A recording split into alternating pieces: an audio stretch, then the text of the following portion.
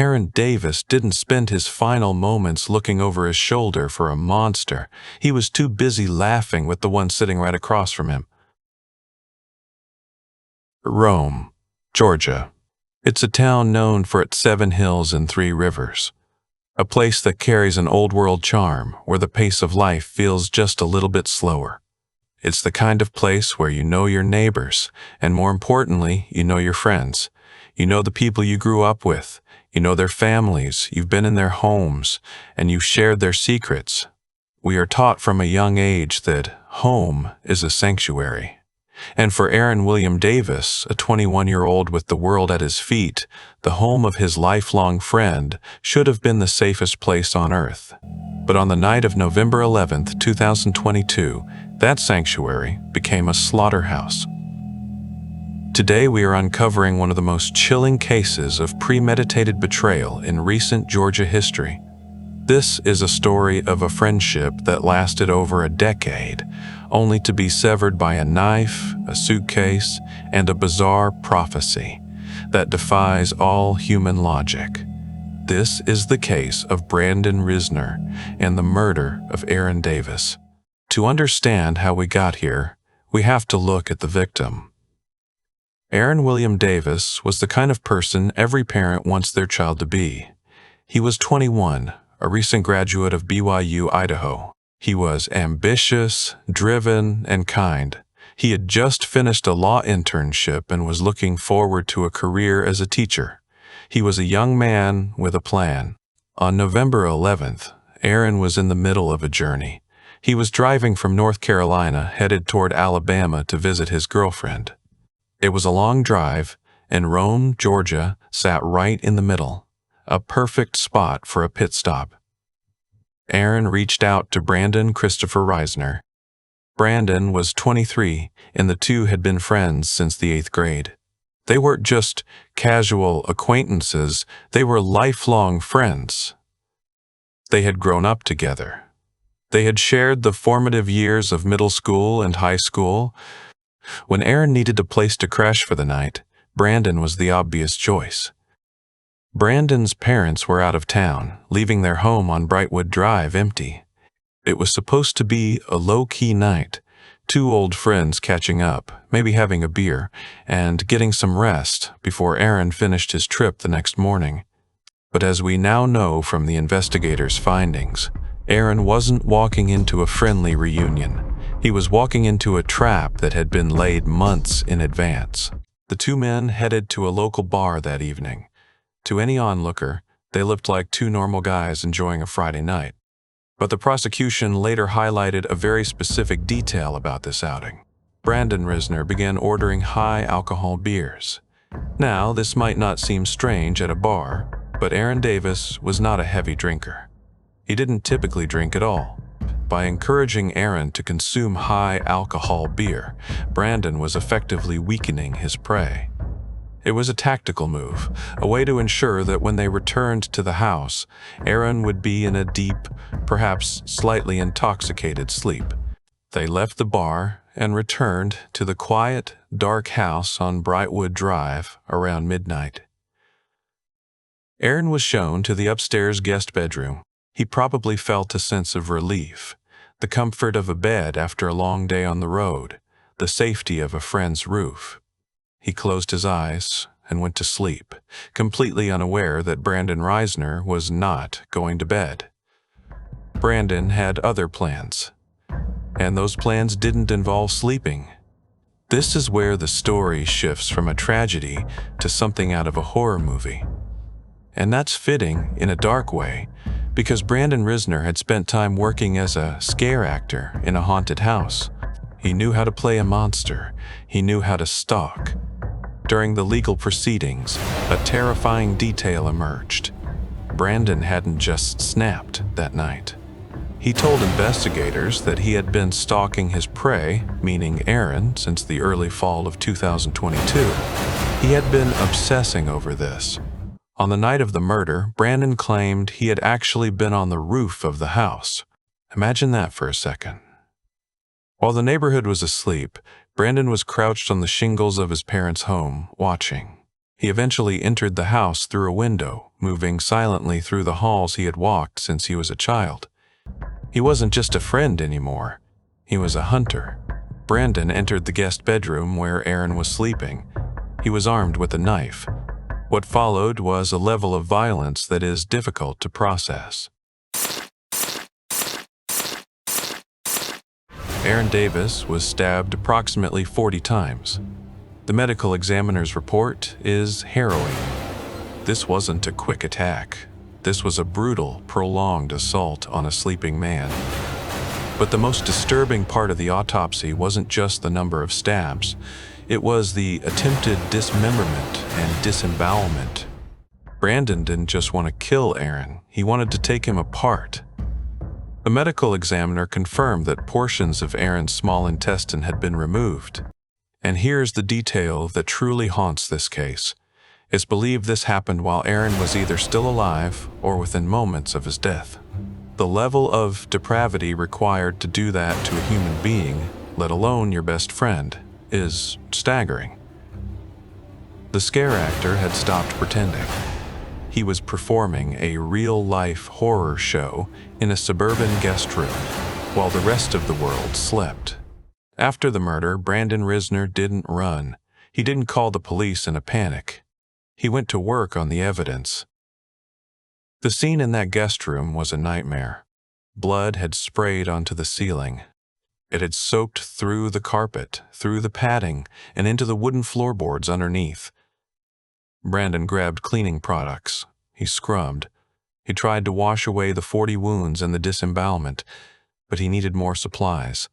He drove to a nearby Walmart. We know this because of his digital footprint.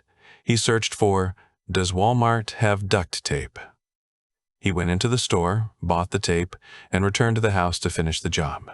Then came the most gruesome part. Brandon took Aaron's body, his lifelong friend, and forced it into a suitcase. He then dragged that suitcase out to the driveway and hoisted it into the trunk of Aaron's own car. He drove that car away from the house, searching for a place to hide the evidence of his prophecy. He eventually buried Aaron in an unmarked grave in a wooded area, then abandoned the car in a local park, hoping it would look like Aaron had just vanished or been carjacked by a stranger. Aaron Davis was supposed to arrive in Alabama. When he didn't, his girlfriend and his family did what any loving family would do. They started calling. When the calls went to voicemail, they called the police. The Rome Police Department began a search. It didn't take long to find the car. It was sitting in a park, but Aaron was nowhere to be found. However, when investigators looked inside the car, they found traces of blood. The trail led them back to the last place Aaron was seen, the Risner residence. When the forensic teams entered that guest room, they saw a room that looked mostly clean. But science has a way of revealing what bleach tries to hide. They used luminol, a chemical that glows blue when it touches even trace amounts of blood. The room lit up. They looked up at the ceiling. Blood. They pulled back the carpet. The floorboards were saturated. They followed the trail into the guest bathroom. More blood. It was clear that a catastrophic event had occurred in that house. Brandon Risner was no longer a host. He was a suspect. When police seized Brandon's phone, they found a digital diary of his premeditation. This wasn't a crime of passion. It wasn't a snap decision. Brandon had conducted over 20 incriminating searches. How to clean blood out of a carpet. How to drain a body. How to remove stains. Hydrochloric acid. He was researching how to dispose of a human being as if he were looking up a recipe. These searches, combined with his journals, proved to the prosecution that Brandon had been planning this for months.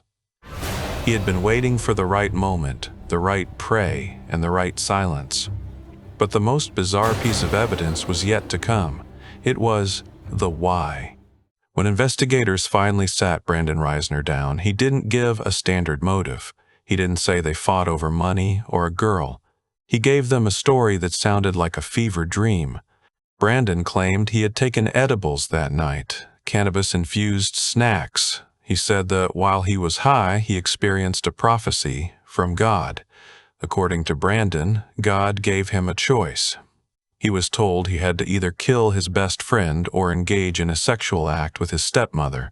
Brandon told police, with a straight face, that he chose to murder Aaron because it was less self-pleasurable. The prosecution called this exactly what it was: a calculated, bizarre lie designed to pave the way for an insanity defense. They argued that Brandon was using his scare actor background to create a persona of a madman to escape the death penalty. They pointed back to the facts. The stalking in the fall, the high-alcohol beers, the Walmart trip. These are the actions of a man who is thinking clearly, not a man lost in a divine vision. As the case moved toward the 2024 court date, the defense team tried to lean into Brandon's mental health.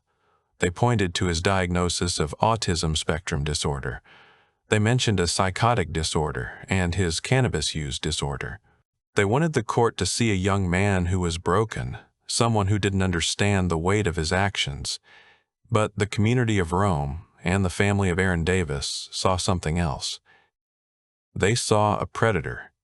Autism does not cause a person to stab someone 40 times and remove their intestines. A psychotic break doesn't usually involve a 20-step cleanup process and a trip to Walmart for duct tape. The prosecution was ready to go to trial, ready to show the jury the photos of the ceiling and the suitcase. But in June 2024, Brandon Risner realized the game was up. He pleaded guilty to 12 charges: malice murder, felony murder, aggravated assault, concealing a death, and the most haunting one, removal of body parts from the scene of a crime. On July 18, 2024, the courtroom in Floyd County was packed. On one side, the family of Aaron Davis people who had lost a son, a brother, and a future teacher. On the other side, the family of Brandon Risner, who had to come to terms with the fact that their son was a murderer who had turned their own home into a crime scene. Judge John Niedrock presided over the hearing. He listened to the victim impact statements. He heard about Aaron's law internship. He heard about his dreams of teaching. And then he looked at Brandon Risner. The judge didn't offer mercy for the prophecy. He didn't offer leniency for the autism diagnosis. He saw the premeditation. He saw the cruelty. Brandon Risner was sentenced to life in prison without the possibility of parole. In the state of Georgia, that means he will die in prison. There's no second chance. There is no good behavior release.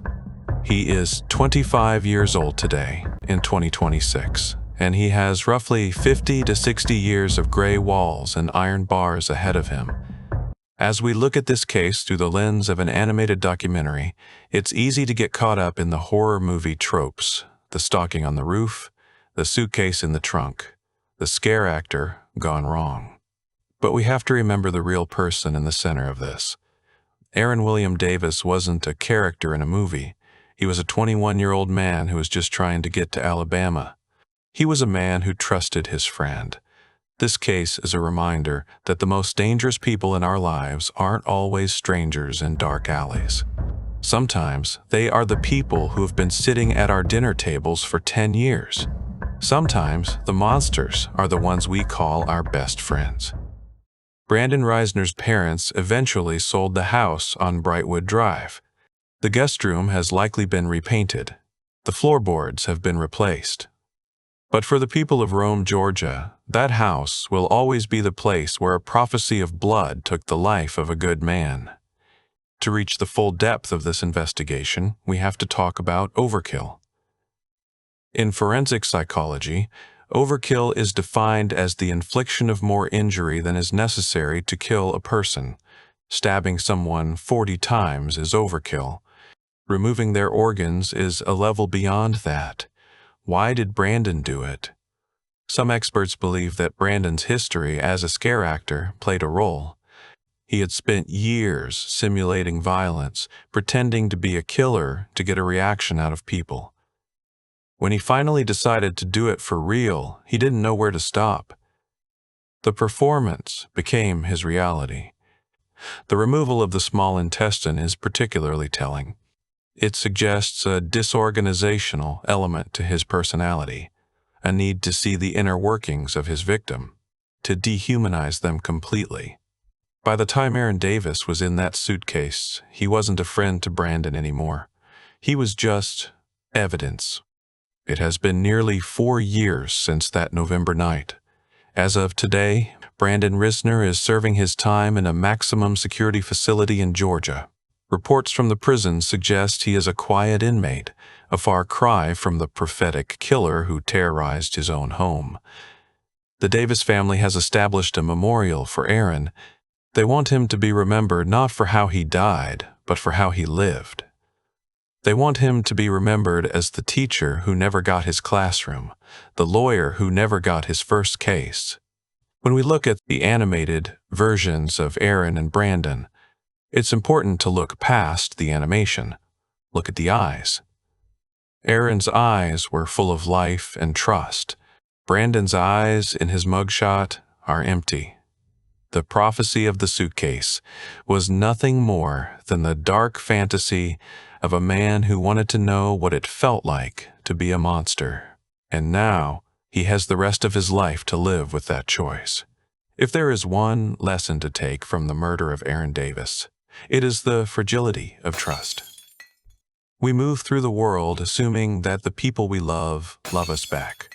We assume that a 10-year friendship is a shield, but shields can be broken. Aaron Davis's story is a tragedy of the highest order. It is a story of a life stolen by a friend in a home under the guise of a prophecy. I want to thank you for joining me on this deep dive. These cases are hard to talk about. They are heavy. But by uncovering the truth, by looking at the forensics and the facts, we keep the memory of the victims alive. We ensure that Aaron Davis is more than just a name in a case file. He was a son. He was a student. He was a friend. And he deserved better than a suitcase and a trunk. I'm your host. Stay safe, stay vigilant, and always remember that true horror doesn't always wear a mask. Sometimes it wears the face of a friend. Justice was served in a courtroom in Rome, Georgia, but the real justice is in the remembering. If you found this deep dive into the legal and psychological layers of this case meaningful, please subscribe to the channel. Your support means a lot. Don't forget to hit the like button if you appreciate the effort that goes into uncovering these real-life cases. Stay safe, stay vigilant, and I'll see you in the next video.